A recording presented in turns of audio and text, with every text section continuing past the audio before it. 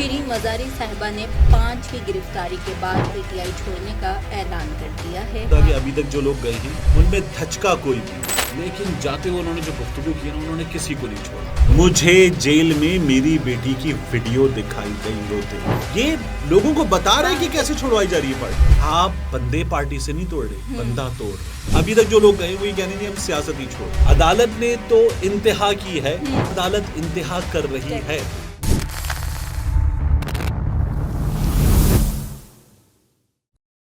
अलग की स्क्रीन पर एक और खबर के साथ मुबशरा अलवी और तारिक मतीन। शिरीन मज़ारी साहिबा ने 5वीं गिरफ्तारी के बाद पीटीआई छोड़ने का ऐलान कर दिया है। ये पीटीआई और उनके हामियों के लिए वाकई एक बड़ा धचका है, क्योंकि शिरीन महरुनिसा मज़ारी पीटीआई की बड़ी तवाना और बेखौफ आवाज़ थीं। उनके इस ऐलान के बाद एतजाज़ अहसन साहब इस फैसले पर रो पड़े हैं। इस पर बात करेंगे। टीएम क्या कहेंगे? क्या कहेंगे मतलब क्या कहा जाए। शिरीन मज़ारी साहिबा, ये जिसे कहते हैं ना धचका, मैंने इससे पहले कहा था कि अभी तक जो लोग गए हैं उनमें धचका कोई भी नहीं है। ठीक है, चले गए। आमिर महमूद क़यानी को आप हल्का सा झटका कह लें, उसके बाद आफ्ताब सिद्दीकी को आप एक हल्का सा झटका कह लें, ये धचका है शिरीन मज़ारी साहिबा। क्योंकि देखिए शिरीन मज़ारी साहिबा उन लोगों में थी जो उन लोगों से सवाल करते थे जिनसे सवाल पाकिस्तान तहरीक इंसाफ में कोई और नहीं कर पाता था। ये उनसे सवाल करती थी, ये उनका नाम लेके सवाल करती थी, ये उनसे बात करते हुए, उनके बारे में बात करते हुए, उनका ओहदा, उनका नाम लेकर सवाल करती थी। और ये पाकिस्तान तहरीक इंसाफ में 3 ही लोग करते थे।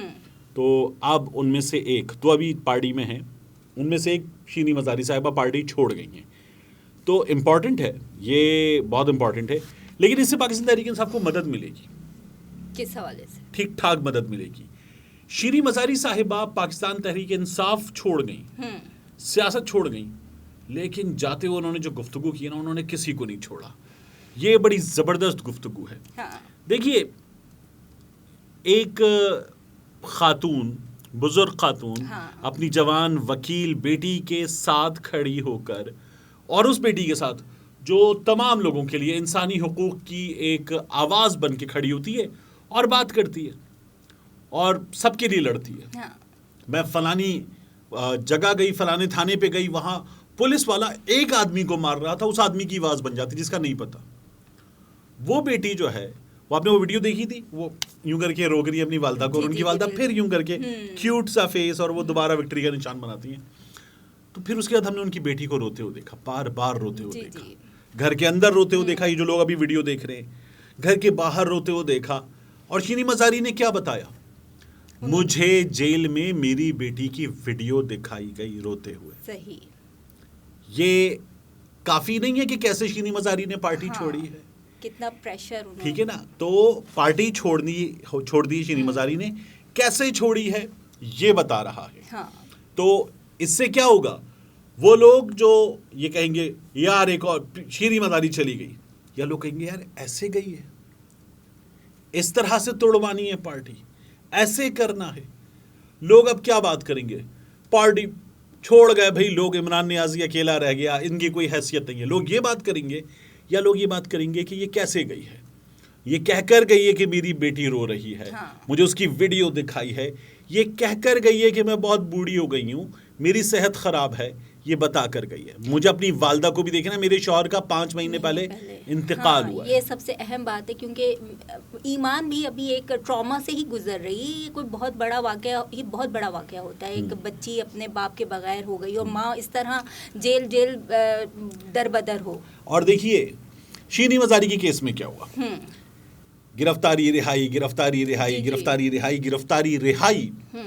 फिर जाके जब उन्होंने वो एफिडेविट दे दिया अदालत को कि अब मैं ये भी नहीं करूंगी, ये भी नहीं करूंगी, ये भी नहीं करूंगी, कि अदालत को जब ये बता दिया मैं ये नहीं करूंगी, तो फिर रिहाई। और रिहाई के बाद अब वो सामने आ गई और उन्होंने बता दिया मैं पार्टी छोड़ रही हूं, और अब छोड़ दिया गया। ये लोगों को बता रहे हैं कि कैसे छुड़वाई जा रही है पार्टी। जो इमरान खान साहब कह रहे हैं पार्टी छुड़वाई जा रही है, लोगों को बता रहे हैं कि पार्टी कैसे छुड़वाई जा रही है।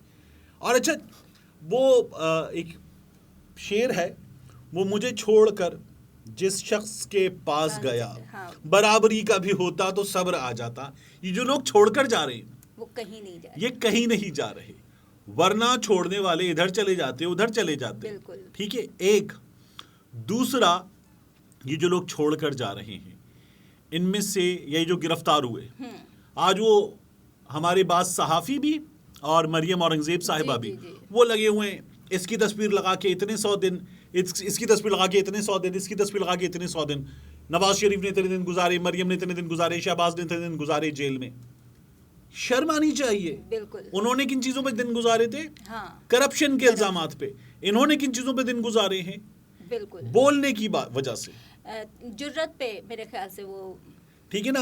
अब पाकिस्तान तहरीक इंसाफ, फवाद चौधरी जो अभी कुछ हाँ। पहले जेल में थे, जी। इस वाली गिरफ्तारी को छोड़कर क्या था, मुंशी कह दिया था, मुंशी कहने पर जेल में थे। तो ये इस तरह से दिन गुजार रहे हैं पाकिस्तान तहरीक इंसाफ वाले।